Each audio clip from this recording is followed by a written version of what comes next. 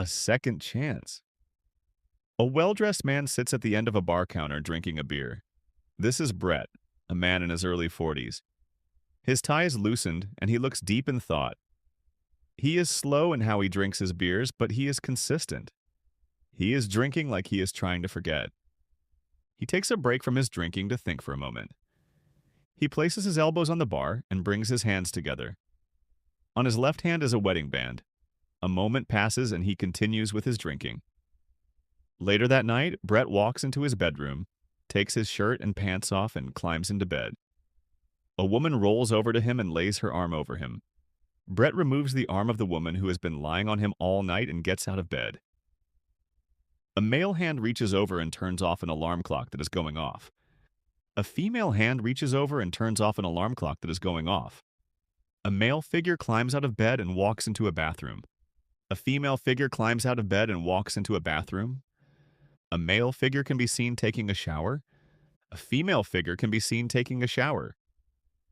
The shower door opens and there stands Dan, a man in his mid-30s. The shower door opens and we can see the female figure's face. Her name is Sally. Brett stands in his kitchen drinking a cup of coffee when Sally walks into the room. "Hey, Sally," Brett said. "Hi, baby," Sally said. "Slept in a little, didn't we?" Brett said. "Yes, a little. I haven't been sleeping very well. I thought I would try to sleep in a little to compensate for it." "Maybe you should try a sleeping pill," Brett said. "No, I don't want to be taking any more pills," Sally said. Brett looks at his watch. "Well, it's about time for me to go to work." Brett walks over to Sally, kisses her on the lips, and walks out of the room. Sally's eyes show sadness as Brett walks out of the room. Dan is driving in his car. Everything is going fine. He drives through town, past city buildings and other spots. On the seat beside him is a notebook which has the name Dan Clark written on it and a map of the local area. Ah, shoot, I think I am lost. Dan pulls out a map. Crap, it looks like I can take this road and still be okay. Dan turns down the side road, which leads him into a neighborhood. I hope this is right. Dan drives for a little bit and gets lost again. Damn, this is not right. Dan pulls his car to the side of the road to check his map again. As Dan is checking his map, his car turns off. Oh, come on. Dan tries to restart it, but it will not turn over. Good rental car place, my ass. When I get back, Mike is so fried. Dan gets out of his car and takes a look around. At least it's not a desert. Dan walks over to the nearest house and knocks on the door. The door opens and Dan starts to talk. Hi there, I'm Dan Greenfield. My car just broke down. Sally is surprised by his name. Did you just say your name was Dan Greenfield? Yes, why? Dan asked. Dan Greenfield from Raleigh, North Carolina? Sally said. Yes, do I know you? Dan asked. It's me, Sally Spears from Raleigh High, Sally said. Dan lights up. Oh, whoa, wow, it's been a while. Sally hugs Dan. Yeah, it has. About 5 years. So, this is where you have been, Dan said with a smile. Yeah, Sally said. Well, you look great, Dan said. Thank you, Sally said. So, what got you here? Dan asked. I don't know, I guess a few life choices, Sally said. Oh, I see, Dan said. And what about yourself? Sally asked.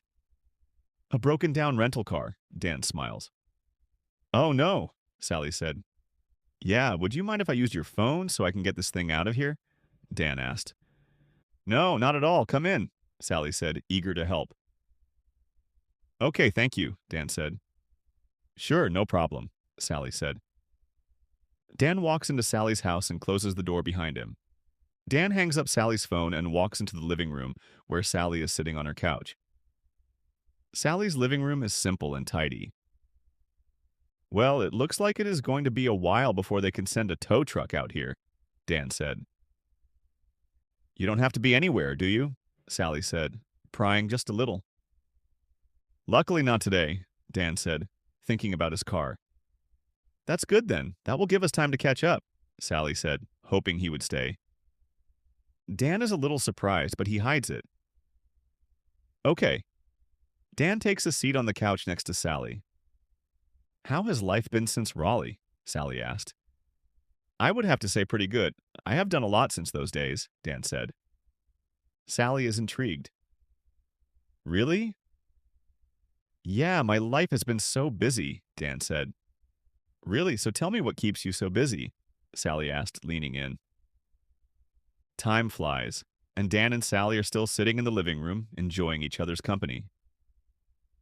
Wow, that is so great, Sally said. Yeah, I guess. So what about you? How has life been treating you so I can see that you are married? Dan said, eyeing her wedding ring. Oh, yeah, Sally said as if she had forgotten. Sally spins the rings around her finger. I don't know anymore. It was good at first, but now I'm not sure. I think it might be over. He's never here. He's always out doing something. I think he might be cheating on me. Dan sits motionless, not knowing what to do or say. A car horn breaks the silence. That might be for me. Dan walks out of the living room. Sally sits on the couch thinking. Sally hears Dan's footsteps and stands to her feet. Dan walks back into the room like he has a purpose. Dan grabs Sally and gives her a big, long, passionate kiss. Sally is a little shocked. What about the tow truck? I told him to take the car, but I was staying, Dan said with love in his eyes. Sally passionately kisses Dan.